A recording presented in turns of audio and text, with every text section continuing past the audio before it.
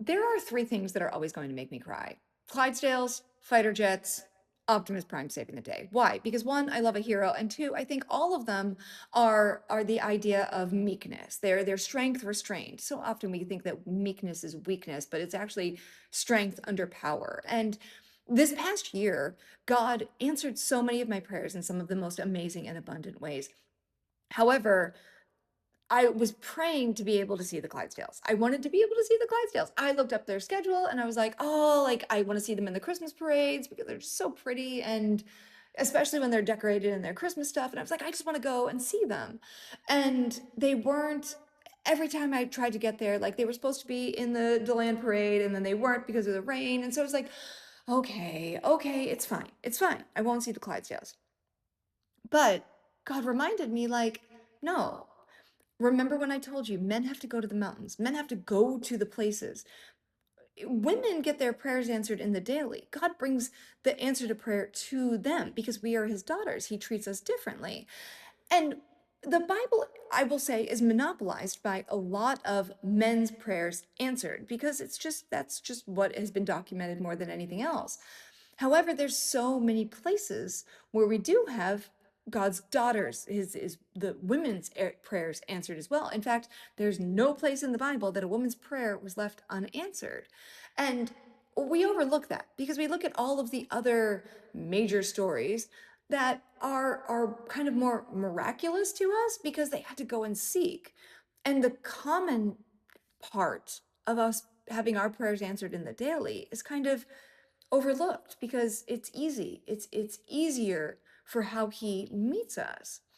And so I finally just said, all right, well, I'm not going to be able to see the Clydesdales. And I was leaving Banana Republic factory in Daytona, driving over to Costco in Daytona several weeks ago, back in December. And as I was leaving, I had to drive past the Budweiser factory. And it was the same day as their like Christmas party thing, and the Clydesdales were in the parking lot. And I screamed and yelled like a big sissy girl and started crying because to, I didn't want to go pet a Clydesdale. I just wanted to see them. I wanted to be reminded of how big and strong and majestic they are, and yet how restrained and beautiful and even tempered they are when they are all together in their a team. Don't get me wrong. I know horses are horses, but like they are such a good depiction of what meekness is. And so I cried because I was like, Lord, you even did that. Like when I tell you the story of this entire past year, God literally sent everything that I needed when I needed it.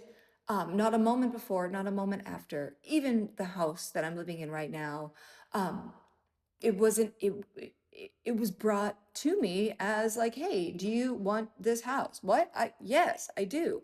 Um, and it was just a reminder again at like the end of the year in the smallest way that God was like, I meet my daughters where they are. You don't have to go to the mountain.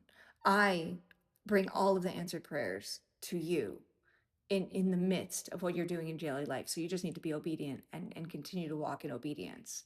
And I was just thinking of that as I didn't want to do this next set of leg lifts. So I hope that encourages you today.